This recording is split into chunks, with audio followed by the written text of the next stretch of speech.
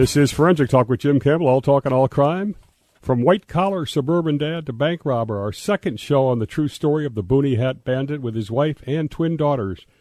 The family perspective. Tonight on Forensic Talk with Jim Campbell, Keith Giammanco is a prisoner in the Western Missouri Correctional Center. He was a successful stock options trader, loving single father of twin daughters, suffered financial ruin during the Great Recession, and in 2007, with no money and a foreclosure notice, Keith made some ill-fated decisions to rob banks. He eluded law enforcement, became known as the Boonie Hat Bandit. When finally caught after the 12th robbery, he pled guilty to all 12.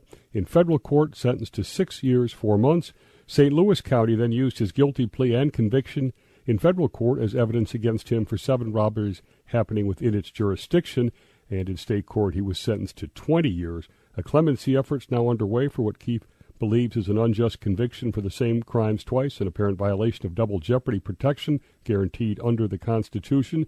It's all memorialized now in a book written by his wife, Caroline, The Banknotes, The True Story of the Boonie Hat Bandit. She's also the author of Guilty Hearts, The World of Prison Romances. She joins us now, part 2 of the Boonie Hat Bandit story. How are you, Caroline? I'm doing pretty well. Thank you for having us on, Jim. No problem, but enjoyed it. Very insightful. Keith, in your book, says, he didn't wake up with the intention to destroy his life. I assume you didn't wake up with the intention to marry somebody in prison.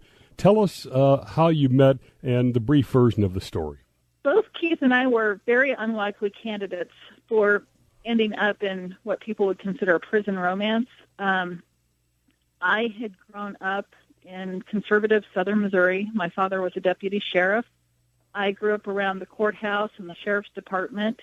We were very law-abiding people, and I went to the University of Arizona and got a degree in political science. I'm a public school teacher, and just as Keith's life was coming apart during the Great Recession, mine started on its own downward spiral as far as economics. The district that I taught at here in Missouri had lost a lot of its funding. When people started moving out of the district, the tax base started to plummet. They had to reduce their force, so I lost my job. And I substituted for a while, but then I put in an application with the Missouri Department of Corrections and was called to see if I'd be interested in an academic teacher 3 position, which I was because I needed a job. So I was teaching at the prison for about a year before I ever even met Keith. And he interviewed to be my inmate employee to tutor students in my classroom. And that is how we met. And Keith had sworn from the time that he was arrested and in county jail in St. Louis that he was never going to become romantically involved with anybody while he was in prison. He had kind of a groupie following that started writing him letters in prison or in jail. And it made him really uncomfortable because his story had made national headlines and his crime spree had gotten a lot of attention. And there were women propositioning him through the mail when he was in the county jail, and it completely repulsed him. And he thought, no, I am never getting involved with anybody while I'm in here. And then we met. So tell us it wasn't something that either of us was expecting.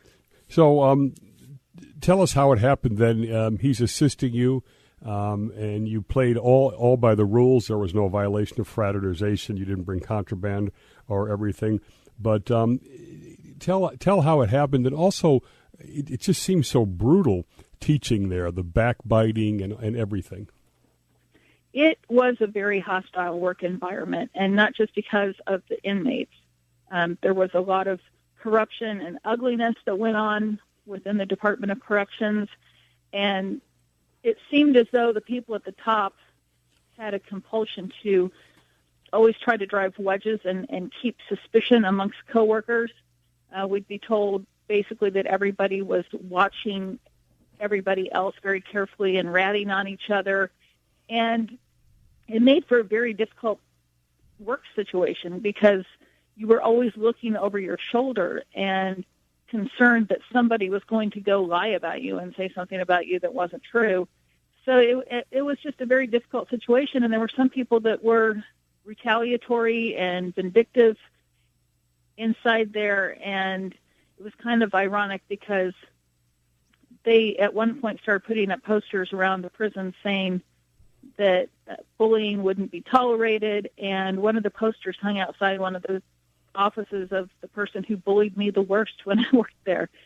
So it was a very stressful situation, and then on top of that, you're dealing with rapists and killers and people like that. So it was a very tense place to work. Not pleasant. So you got married in prison. Tell us how that happened. Did you actually have a ban on visitation rights?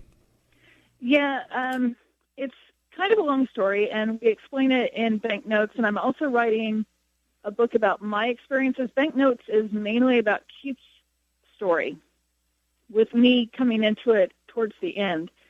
I'm writing a memoir of my own called Inside the Death Fences that talks about everything that happened from the day I interviewed at the prison. And a lot of people may say, oh, well, she just got her head turned by some manipulative inmate. And I felt like it was important to write Inside the Death Fences because I wanted people to see that what I experienced had nothing to do with Keith. And so towards the end of Banknotes, I talked about exposing some corruption that was going on with a high-level person there at the prison, and they started targeting me. And to go after me, they locked Keith up first. And so I quit. And even though we were cleared in the investigation by the investigator there at the prison, we were still placed under a 5-year visiting ban. So we haven't been able to see each other since October 23rd of 2013. And during this time, we have kept in constant communication. We write, we call.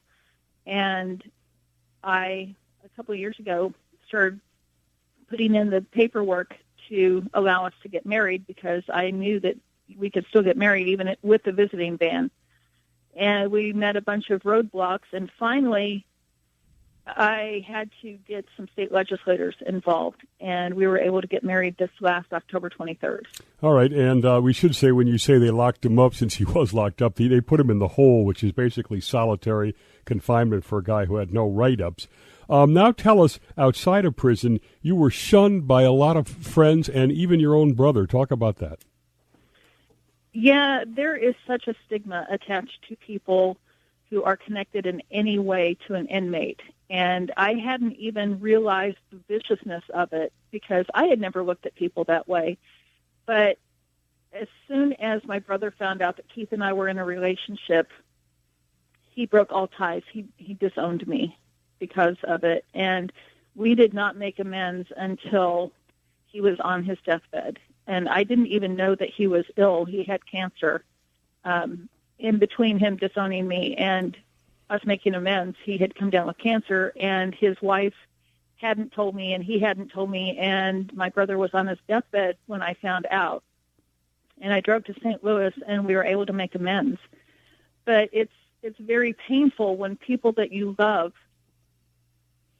completely turn their back on you just because they feel superior to anyone who's in prison. And Keith is not what people envision when they think of the typical inmate. Most people think of some kind of street thug, someone who's tatted up, who's violent. Keith is truly a middle-class dad who made poor decisions, but he never touched anybody, never hurt anybody. He's not a violent person. He is not anyone to be afraid of. And yet I was treated as though I was bringing some sort of disease into the family. How did you keep your self-esteem? From the certainty of who Keith and I are as a couple. That is what has been keeping me going. How do your sons, I know you have 2 sons, I think, one an Iraq veteran. How do you, from your perspective, how do you think they've handled it, and how do you think his twins have handled it?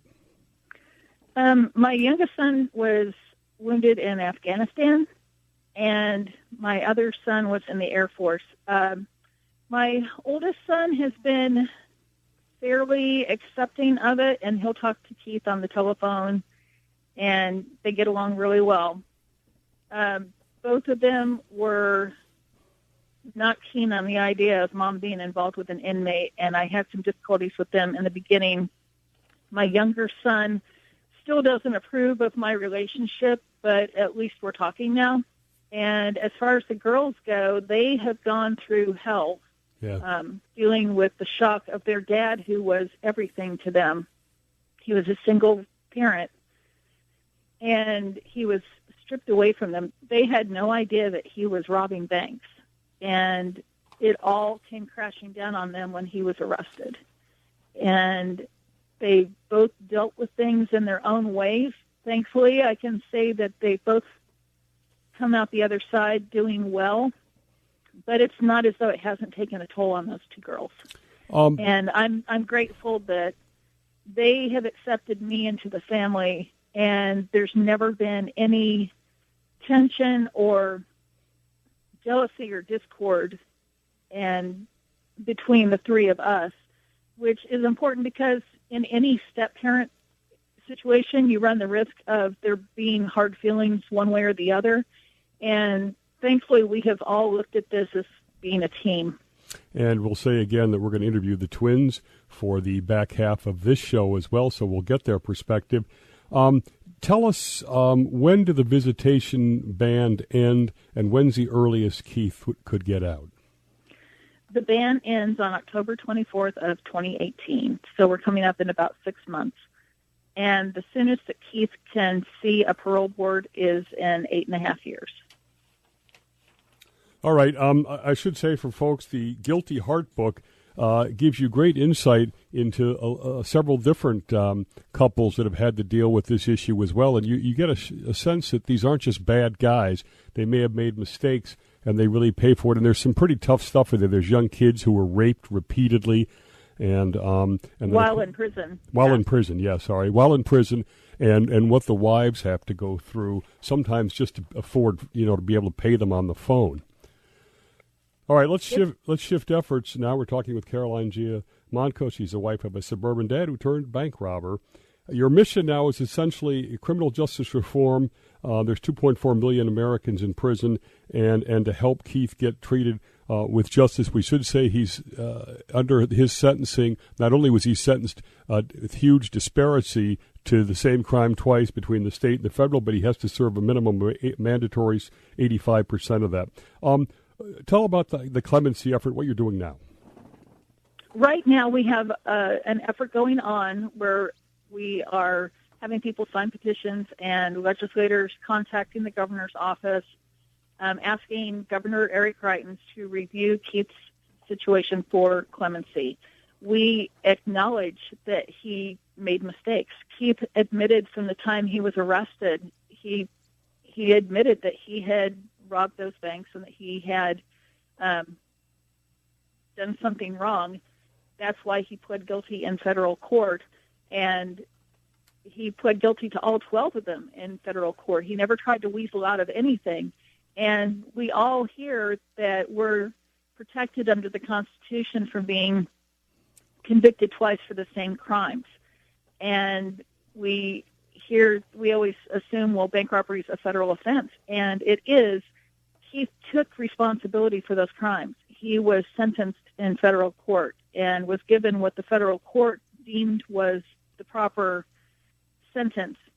He would have been home 3.5 years ago if it had ended there, but it didn't. St. Charles County, where 5 of the crimes took place, they referred everything to the feds as soon as the federal conviction took place. But St. Louis County took the 7 that happened there that were part of the 12 he'd already pled guilty to, and used his guilty plea and conviction in federal court as evidence in state court to give him 3 times as much prison time. And as you said, they made it a Class A felony, which meant that he has to serve no less than 85%, which is 17 years. So Missouri taxpayers have paid for 100% of his incarceration. And even though he would have been home 3.5 years ago, Missouri taxpayers are still paying for his incarceration for, at the very least, the next 8.5 years. And I met at a book signing one time in Chesterfield, Missouri, just by chance, this man walked in and he saw me there with banknotes, and he said, wow, I was on that state jury. And we got to talking. And he said, well, he's home, right?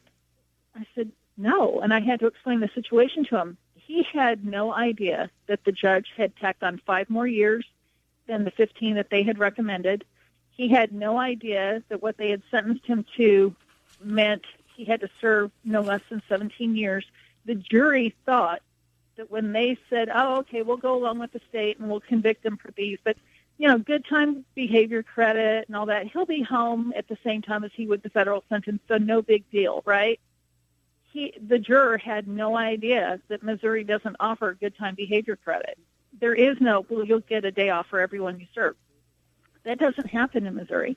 And so part of the problem is that jurors need to become educated. If they get called into duty, they need to start doing some research of their own to find out what they're actually sentencing somebody to, because the prosecutors aren't going to tell them and the judges aren't going to tell them. Nothing was explained to them. And so this man was completely appalled that Keith was still in prison at all, let alone at that point had almost 10 years left in his sentence before he could even talk to a parole board. And it's really sad how even the people who prosecuted or who convicted him in state court didn't realize what they were really sending him off to. What's the website for the clemency petition? People on Facebook can go to Free Keith Giammanco, and they can also contact me at Caroline Giammanco Author on Facebook. They can email me at booneyhatbandit@yahoo.com, and I can get in contact with them that way to give them information. Okay, and Giammanco, by the way, is Giammanco. Why do you think law enforcement was so hostile to him, sort of out of proportion? I think it's because he embarrassed them? He embarrassed them. Yeah. When he was arrested, the night he was arrested, the federal agent, the FBI, told him, if you had stopped at number 11, we never would have known who you were. They had no idea who Keith was. And if he had just stopped robbing banks, he probably would never have gotten caught, because they said they had no idea even where to start finding who this was. And people need to understand that personalities do come in to these kinds of things. The St. Charles prosecutor saw no reason to go after Keith for a second conviction. The St. Louis prosecutor, he's pretty well known across the country, Bob McCullough, he is the same prosecutor as Ferguson. And first of all, he loves high-profile cases, but also people have to keep in mind that his father had been a police officer who was killed in the line of duty. His entire family is involved in law enforcement in one way or another, and I'm sure he was really ticked off that Keith made the St. Louis area police look so ineffective. So he was going to show Keith and put him away for as long as he possibly could. We got about a minute left in this segment. You haven't been impressed with the courage of politicians in the state, eh? No, I haven't. They have Chicken Little syndrome too many times. They're afraid that they might insult the prosecution community. They are afraid that, well, they might not get reelected, or what would people think? They don't want to look easy on crime. This has nothing to do with looking easy on crime. This has to do with what's good for our state budgets and what is the moral thing to do. All right, we'll be back in our second segment with Caroline Giammanco, the wife of Keith Giammanco, in prison for becoming a suburban dad who went into bank robbery. Be right back.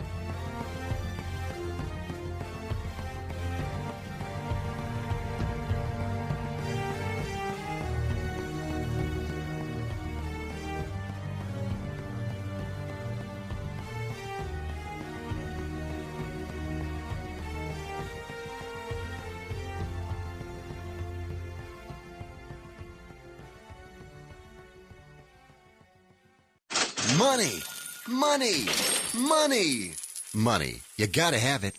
When you need it, what do? If you don't have a rich uncle, call Lending Tree. With us, hundreds of banks compete for your business, so you'll get loans with competitive interest rates, and in some cases, with no closing costs. So here's the deal. If you need money, call us. Do you want to refinance your current loan? Are you 62 or older and interested in a reverse mortgage? Then call Lending Tree now. 888-794-1645. 888-794-1645. We've closed over $250 billion in loans. We know what we're doing and can help you. Call right now for a free quote. 888-794-1645. 888-794-1645. 888-794-1645. That's 888-794-1645. NMLS number 1136.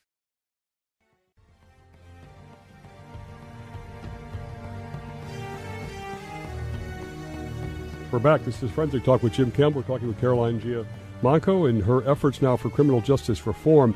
On this mandatory minimum 85%, I was interested in explaining this, that Bill Clinton put this in originally for really political purposes.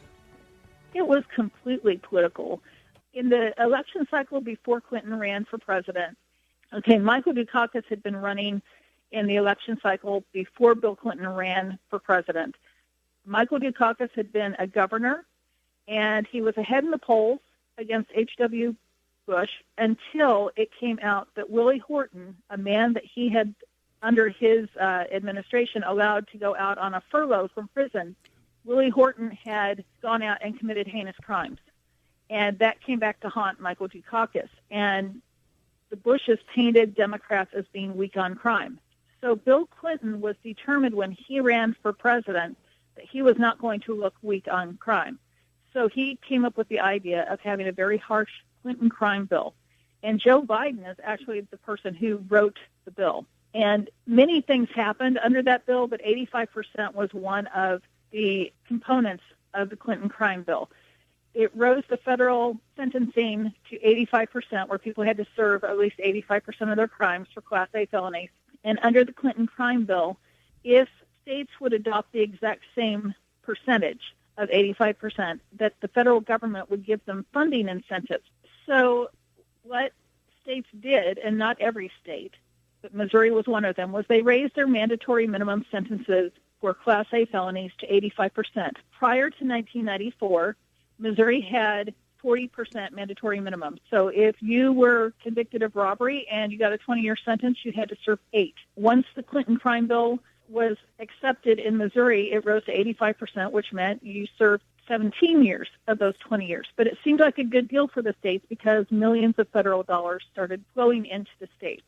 The problem happened when in 2003, 2004, the state legislators saw that it was such a good moneymaker that really what they needed to do was expand the umbrella of who qualified as an 85% criminal.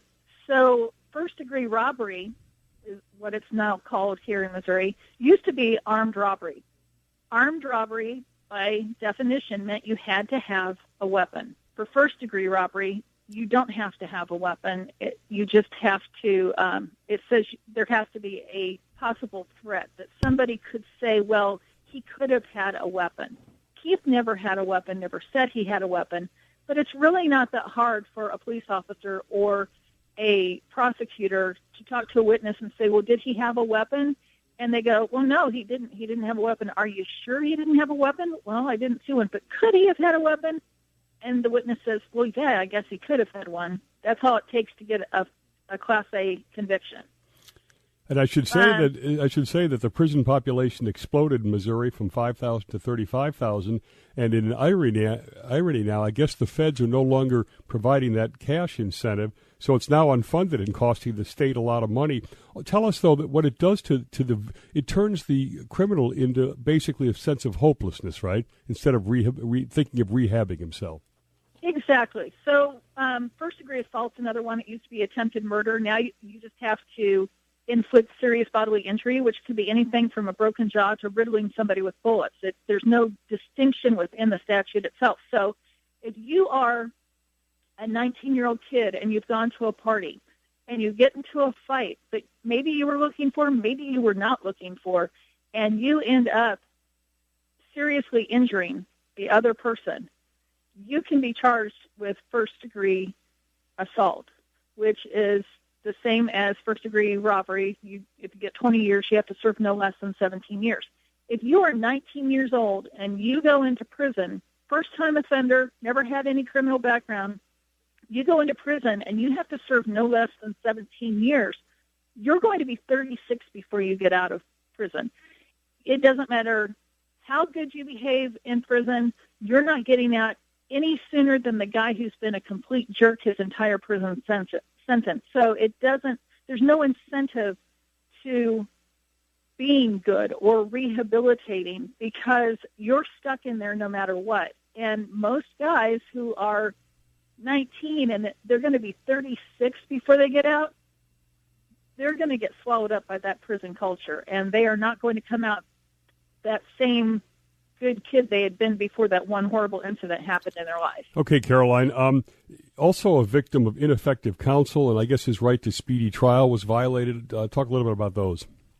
His defense attorneys had volunteered to take on Keith's case pro bono, which meant they would do it for free, and they were looking for the publicity that would bring, but they did virtually nothing to help him at all. In fact, they were encouraging him to take a blind plea in state court, which meant he would say that he was guilty, and he could have ended up with life in prison. And Keith felt that it was better to go the route of a jury trial, and his defense attorneys were angry with him. They were mad because he wouldn't just go with the blind plea, and it's very complicated, and it's explained in detail in banknotes, but they basically fed him to the wolves.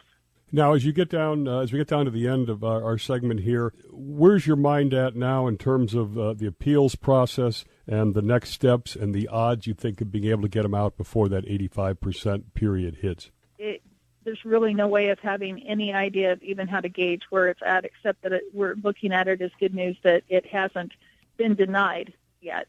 The Clemency Effort, we think, is definitely something that if we get enough public support, that Governor Greitens will look kindly upon Keith. He has granted clemency to other people already early in his term, so we're thinking that Keith is definitely worthy of consideration. And the 85% mandatory minimum change as far as legislation here in the state of Missouri, I'm finding that to be probably the least likely, even though you would think it would make more sense because it will help our state budget if they make changes. But politicians, like I said, they've got Chicken Little syndrome too many times and are afraid to do something that might make them feel uncomfortable. And it's ironic that they were more than happy to vote this 85% requirement in when it meant money was coming in. Yeah. It was fine for them to do something draconian if it meant money was coming in. But now that the money's going away, they're so stuck in their ways that they just don't even want to help the state financially by getting out of something that Bill Clinton even says was a huge mistake. Okay, our last question. When he does get out, what are you guys going to do? We're going to continue building our lives together, and we're going to work to bring about criminal justice reform. It's not as though when Keith gets out, we're just going to say, well, we're done with it. Who cares what happens? We truly, passionately care about making the system work better, not just for inmates. This isn't just an pro-inmate situation.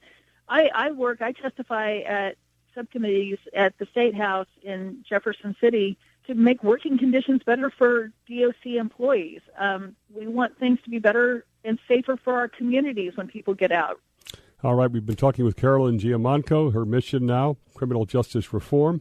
Banknotes, The True Story of the Boonie Hat Bandit, and Guilty Hearts, The World of Prison Romances are the two books that she's got out there. You heard her say she's got a third. You can go to her Facebook page to sign on to the clemency petition and learn about the case. You'll see the Forensic Talk with Jim Campbell. We'll come back with character witnesses, Keith's twin daughters.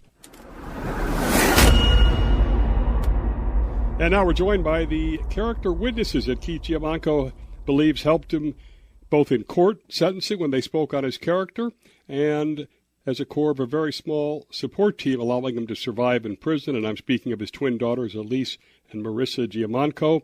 They join us right now. And welcome, ladies. Hello. Hi. Good to have you. As I was saying, I had twin daughters as well. I know that the twin bond is kind of twins against the world. Did that help you guys dealing with this situation? Yes, sir. Definitely. All right. How did each... Go ahead. Let's do one at a time on this one now. How did each of you find out he'd been arrested? I'll go Marissa. first. Yeah, sure. Okay, I'll go first, and I'm Marissa. Okay. I know it's hard to tell us apart. Well, we heard a knock on the door. It was late at night, like midnight. Tons of cars outside, bright spotlights. I remember running to go get some shorts because I was in a long night shirt and had no idea who it was. Opened the door, tons of police officers. They said, your dad is safe, but he's in a little bit of trouble. And then they proceeded to show me the warrant because, of course, I asked. And then they proceeded to search the house. And was Elise there too, or? Yeah, I was there too. I was actually the one who opened the door, and This was behind me. We were both at the door, and did you freak out? Asked for the warrant. No, I think we were both in shock. I was a little perturbed that because it was pretty late at night. You know, it was after 11, around midnight. And the flashlights that they had were shining in our window too, and that's kind of like when I stood up in my bedroom, I was like, "What's going on?"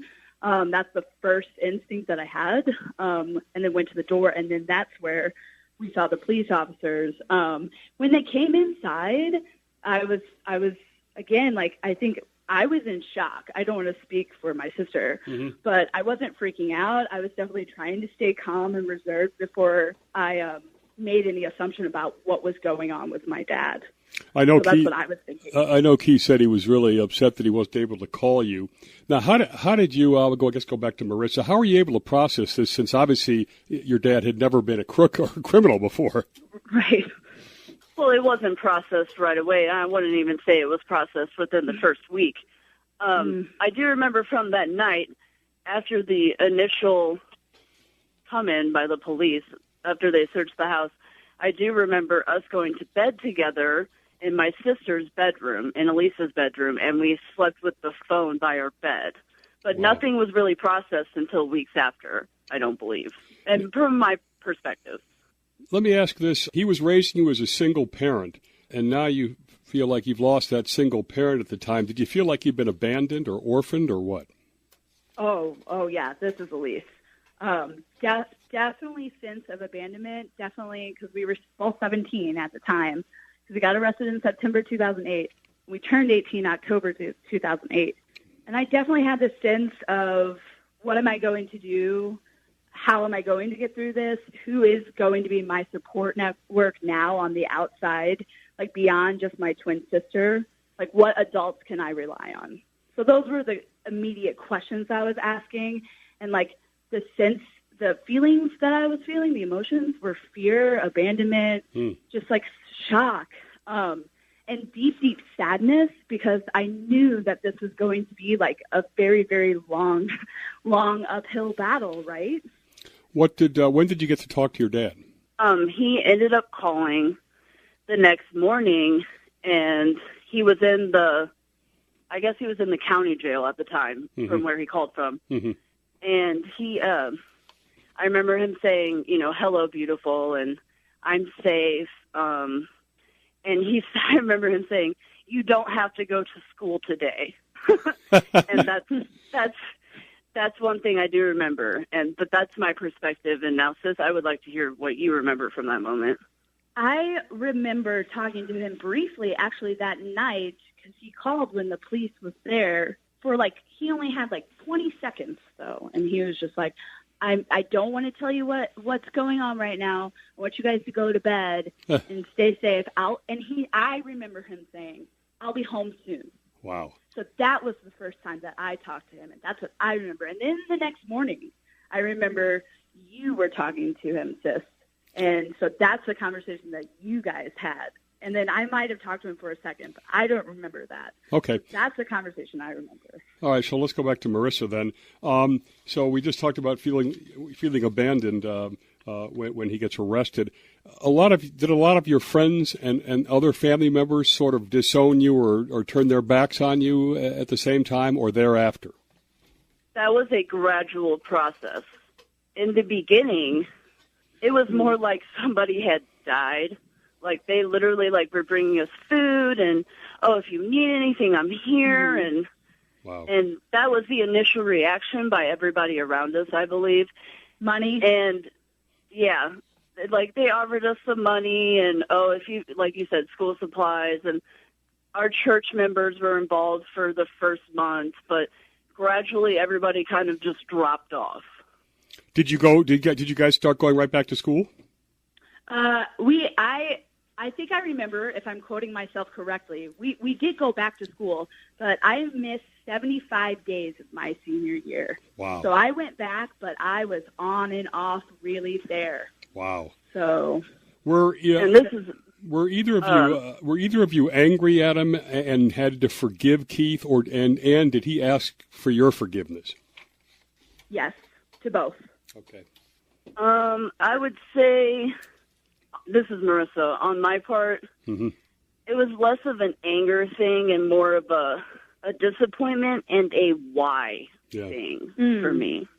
Marissa, I think, go ahead and finish. Yeah, I'm sorry, I'm Elise again, back to me. Yep. I think, I really echo what Sis is saying. I think there's a lot of emotions there, and I think I still revisit some of those emotions even today. And I think it's a constant process of acceptance. Marissa, in the book, The Boonie Hat Bandit, it talks about you developed the drug problem for a while. Did you link that to anything about the stress of this or not? I've thought about that over the years. I have 3 years, 6 months clean from heroin addiction. Congratulations. Congrats. Thank you very much. Appreciate that, guys. And anybody else there that's out there listening, there is help. You just need to turn to it. But back to the question, Jim, I would say that I think that I would have developed it whether or not my dad had got arrested, because I think that I was already involved in the wrong culture and the wrong crowd. And that's my personal opinion about my personal drug addiction that I did have. Like, I was already, smoking weed, hanging out with the wrong people, drinking every day from the time I was like 12 years old. And I hid that very well because my parents already had their own problems going on. And so either way, I think it would have developed. Very honest. Okay. Let me ask each of you briefly as we get down to the end of this segment. Was it a burden at such a young age to really be the main support network of your father? Yes, because I think this is Elise, I think I was struggling being my own support network at that time, especially after he got arrested, because I was the one working after school and supporting myself financially, emotionally, mentally, and now here's this other person who's supposed to be doing that for me, and I'm doing it for him. So that's a reversal of roles at such a young age. So it's a child taking care of a parent who's more in a childlike situation, who can't take care of himself, right? Mm-hmm. Do you feel, Elise? Very overwhelming. Do you feel, Elise, that's been reversed now, that you can go back to being a normal, kid, and although you're an adult now? I think there are other portions of my life that are abnormal because of my father's incarceration that isn't financial so much. I'm 27 years old. I have my own career. Right. I support myself now. My peers are doing the same. So we're on more equal footing now. But when it comes to going to family dinners and going home for the weekends and quote unquote stuff like that, that is still very abnormal and a big, big hole in my life. This is Forensic Talk with Jim Campbell, 1490 WGCH in Greenwich. In our final segment, we'll have more family perspective on the Boonie Hat Bandit story. We're back with the twin daughters of the suburban dad convicted of bank robberies in the St. Louis area. I'll start with Elise here. Do you feel your dad was let down by the justice system? He was tried effectively in state and federal courts for the same crime, sentenced 6 years in one, 20 years in the other. His lawyers were pretty lousy. He has to serve 85% mandatory minimum of his time. What do you did he get screwed by the justice system? Yes, absolutely. And I think that hundreds of people do every day. I just want to point that out. I don't think my father's an anomaly in getting screwed over. I think that his sentence was, too long, too harsh, getting tried twice for the same crime.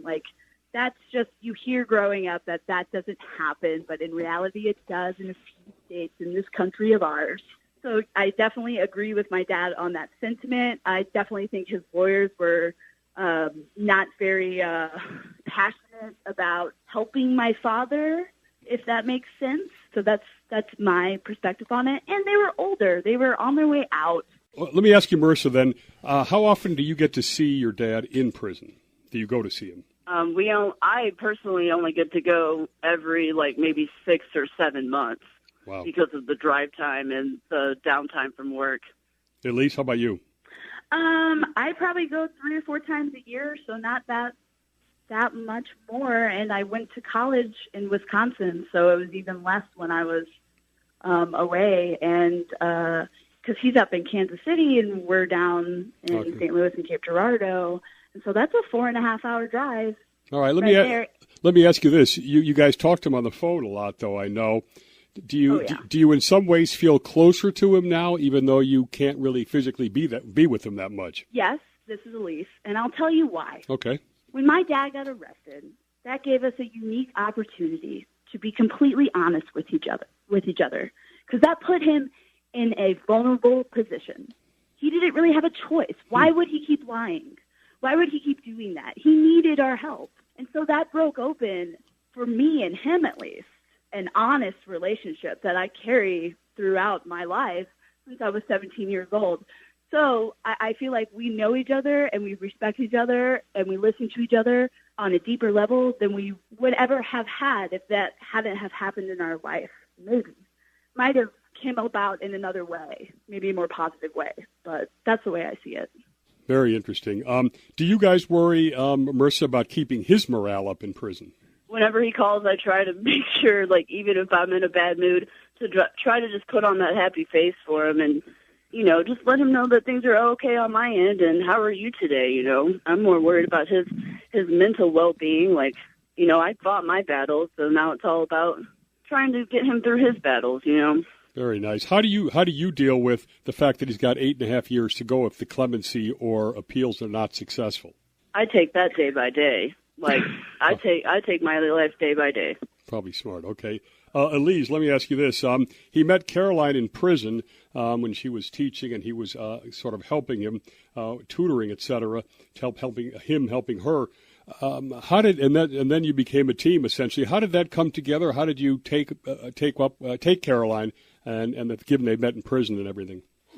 Okay, so I am like a diehard romantic, so maybe this is very subjective, but I really believe that love knows no bounds. You don't choose who you fall in love with. And so taking that idea and perspective, I really didn't have much thought about the way that they met. I was surprised. I was like, no way. But Caroline is wonderful, and she's extremely intelligent, and we both get along really well together, and so that just is a blessing, and it really wasn't hard to accept her, at least into my life. So, yeah, she's a very impressive woman, and she's really speaks highly of both you guys to me. Aww. Let me ask Marissa this now. The family members that are really not speaking to you guys or have disowned you or whatever the issue is, are you hoping to reconcile all of that at some point? I don't really care too much. I've made my own life for myself. It comes down to if you see me on the street, are you going to say hello? Because I will. But will they? And that's all that matters. That's the type of person that I am. No harm, no foul. Nothing held against them at all. It's all about how they react to me if they ever saw me again. Well, but I'm not going to reach out. How about you, Elise? I really agree with you, Marissa, about that. I have the same opinion. If they wanted to reach out to me and ask me how I was doing, I can't tell you how I would respond because I think it's a day-by-day thing. I wish them no harm, but I have my own busy, full life with people who I know love me. And that's what matters to me. Well, you guys are more mature than the older adults are, and by the way, I'm personally very happy because I can now tell your guys' voices apart. Yay! Takes a second. Have you had boyfriends? How have they been in terms of your dad being in jail? Sis, do you want to start that one off? Yeah, all of the relationships that I've had, and I've been with the same man for almost 6 years now. Mm-hmm. Which we met on the street, and he's also a felon himself, so he can relate to that culture, and he knows how hard it is. So and he knows how hard it is for family as well. But even the relationships that I had before that, they were great. Like my ex-boyfriend John, like who was there during the initial arrest, like he was one of my biggest supporters, you know. So it's been good on the relationship side, definitely. No problems there at all. All right, I want to finish up. We'll start with Elise. If you have a message that you want to convey to your dad, or that you would like to say, or if you have a message you'd like to convey to listeners, go ahead, Elise. Yeah, so to my dad, I love you and I support you and I wish you well always. And to listeners out there, I think specifically for people and children, younger people with parents in prison, like you can have your own life and you can do great things. And there's support groups out there as well. You just have to look for them and to take care of yourselves. And that's to everybody, really. So I think we really need to take care of ourselves and love ourselves more in order to, like, love others. But That's my message. Wow. Marissa? So my message to my dad would be that I love you and miss you and hope to see you home soon. There you go. Also, my message to the viewers, take care of yourself, like my sister said. Don't worry what other people think of you. And create your own life for yourself. Create a sanctuary for yourself. And don't let the small things bother you from day to day. And take time. Just take time for yourself and your family members, for sure. Mm-hmm, and that's what I would say. Well, I have to say, you guys are living proof that a tragic situation, you can turn it into growth for both you guys. We've been talking to the twin daughters and the wife of the Boonie Hat Bandit, that's Keith Giammanco. They're both loyal, full of love. They hope that he will get out before his mandatory minimum sentence, which would be 8.5 more years, but either a clemency petition they're working on or getting the 85% mandatory minimum. And I know from my talking to Keith, he's a highly intelligent guy who obviously could do a lot of productive stuff back in society. Thanks to Elise, Marissa, and Carolyn Giammanco. Carolyn's book is Banknotes, The True Story of the Boonie Hat Bandit. This has been Forensic Talk with Jim Campbell. You can get our podcast, WGCH.com. You can go on YouTube, search Forensic Talk with Jim Campbell or Park City Productions 06604. And we'll see everybody next Monday evening at 6 for another edition of Forensic Talk with Jim Campbell.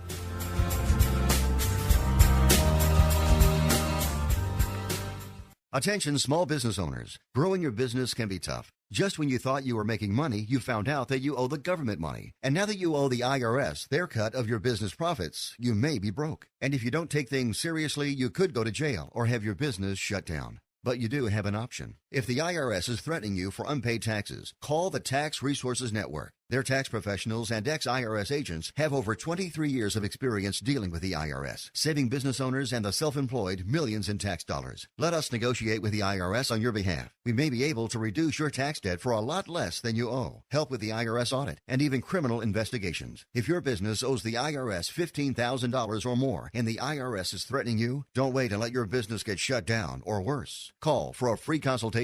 Call 800-910-4980.